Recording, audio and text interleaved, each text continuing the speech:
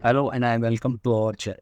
आज हम जिस विषय के बारे में बात करने वाले हैं वह है वेदांत की वेदया यूं कहें कि वेदांत दर्शन की तीन प्रमुख सिद्धांत, जिसमें पहला है द्वैतवाद, अद्वैतवाद और विशिष्ट अद्वैतवाद। इससे पूर्व कि हम इन तीन विषयों के बारे में जानें, हम यह जान लेते हैं कि ये तीनों सिद्धांत आखिरकार किस दर्शन के हैं।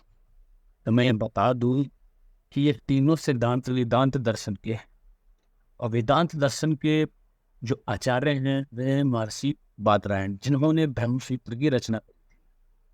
आरंभ करते हैं इस ज्ञानवर्धक वीडियो को। इससे पहले हम थोड़ा वेदांत दर्शन के बारे में परिचय जान। वेदांत एक प्रमुख हिंदू दर्शन है जो वेदों के आधार पर विकसित हुआ। वेदांत जो शब्द है वह संस्कृत के वेद धातु से अंत करके बना है, जिसका अर्थ होता है वेदों का अंतिम भाग या वेदों की अंतिम शिक्षा। वेदांत वेदों के अंतिम भागों अर्थात उपनिषदों के अध्ययन और उनमें विचार के आधार पर विकसित हुआ है। वेदांत के मुख्य सिद्धांत शिष्य, ब्रह्म और आत्मा, इस सार्वभौमिक स्वरूप, जगत के मूल तत्व के बारे में है।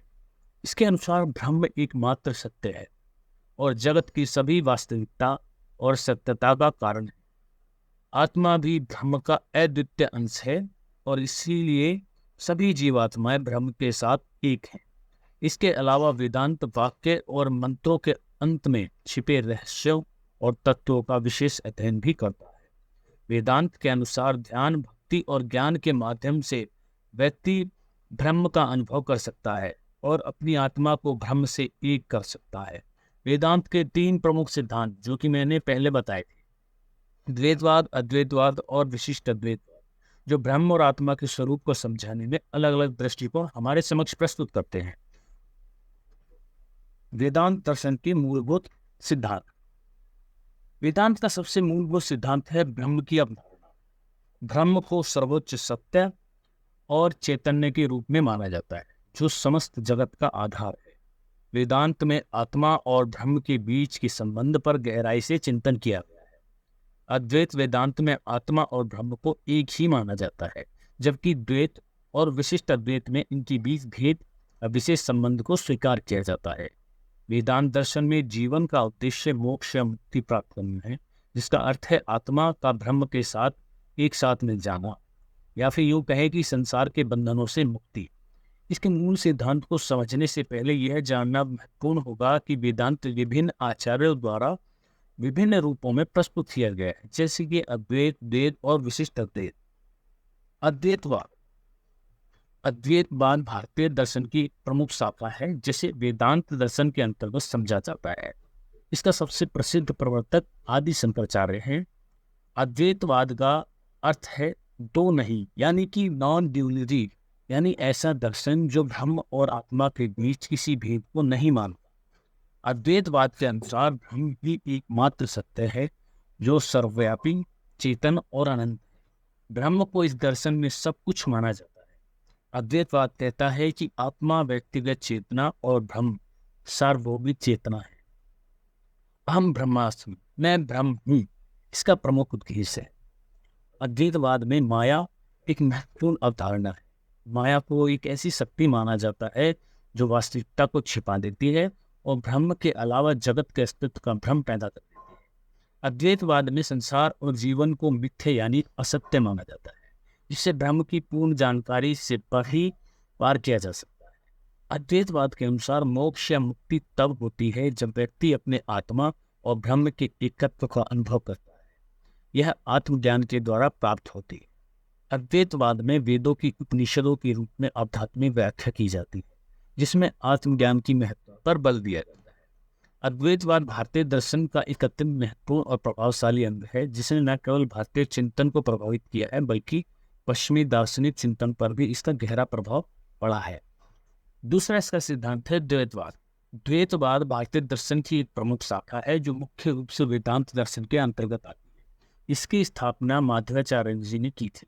द्वैतवाद का शाब्दिक अर्थ होता है दोहरापन या द्वैत, या यूं कहें कि दो, और इस दर्शन में ब्रह्म और जीवात्मा के बीच भेद को स्वीकारा जाता है। अद्वैतवाद इस विचार को नकारता है कि ब्रह्म और जीवात्मा एक ही है, जो अद्वैतवाद का मुख्य सिद्धांत है। द्वैतवाद के अनुसार ब्रह्म और ईश्वर और आत्मा व्यक्तिगत चेतना पूरी तरह से अलग है। ब्रह्म सर्वोच्च और सर्वशक्तिमान है, जबकि आत्मा सीमित और पराधीन है। द्वैतवाद में जगत और ईश्वर दोनों का अस्तित्व स्वतंत्र रूप से माना जाता है। इस दर्शन में ईश्वर को सबसे शक्तिशाली, ज्ञानी और करुणामय माना जाता है, सृष्टि के कारण और पालनहार है। द्वैतवाद में मोक्ष या मुक्ति की प्राप्ति ईश्वर की कृपा से होती है। जीव अपने कर्म और भक्ति के माध्यम से ईश्वर को प्राप्त करता है। द्वैतवाद में भक्ति को मोक्ष प्राप्ति का मुख्य मान माना जाता है। ईश्वर के प्रति समर्पण और भक्ति जीव को मुक्ति की ओर ले जाती है। द्वैतवाद में वेदों और शास्त्रों को परम प्रामाणिक माना जाता है। इनके अध्ययन और पालन पर बल दिया जाता है। द्वैतवाद का यह दृष्टिकोण भारतीय दार्शनिक चिंतन में अपना एक अलग स्थान रखता है और इसने भक्ति आंदोलन पर भी गहरा प्रभाव डाला था। इस दर्शन के अनुसार जीवन और ब्रह्मांड की समझ ईश्वर के प्रति भक्ति और समर्पण के माध्यम से होती है। तीसरा सिद्धांत है विशिष्ट अद्वैतवाद। विशिष्ट अद्वैतवाद भारतीय दर्शन का एक प्रमुख सिद्धांत है, जिसका प्रतिपादन रामानुजाचार्य जी ने किया था। इस दर्शन का नाम विशिष्ट अद्वैत से आया है, जिसका अर्थ है विशिष्ट अद्वैत या विशेष रूप से अद्वैत।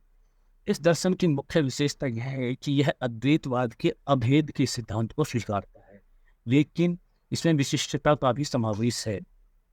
विशिष्टता द्वैत में ब्रह्म को सर्वोच्च सत्ता के रूप में माना जाता है और जीवात्माओं को ब्रह्म का अंश माना जाता है।